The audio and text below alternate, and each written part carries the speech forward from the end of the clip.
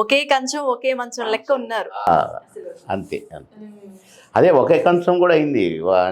ఒకటే ప్లేట్లో తినేవాళ్ళం ఒక్కొక్కసారి. ఓకే. ప్లేట్ రావటం లేదు, రారా నేనే గబగబా 4 ముద్దలు పెడతారా అని పెట్టేవాడు. లేదా ప్లేట్లో తినేవాళ్ళం అట్లా. ఓకే.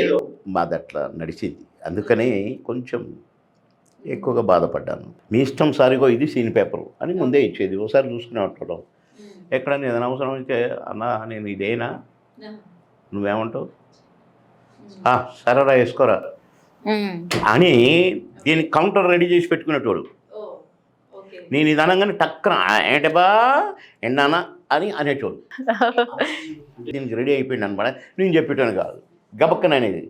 అవునా కొడుకు నాకు చెప్పకుండా నువ్వు కౌంటర్లు వేస్తున్నావురా నువ్వేయి అనేది. కొన్నేమో గబక్కన అనేసేసరికి ఆ ఫ్లోలో అనాలి కదా, అనలేకపోతే డబ్బింగ్ చెప్పినప్పుడు వేసి పారేసేవాడు. ఓహో.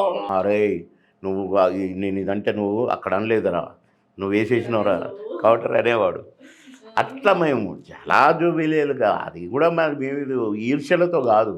అవునవును, ఫ్రెండ్లీగా చాలా. అమ్మోను సామాన్య కదరా రే, నువ్వు వదలవురా నన్ను నాకు తెలుసు అనేవాడు.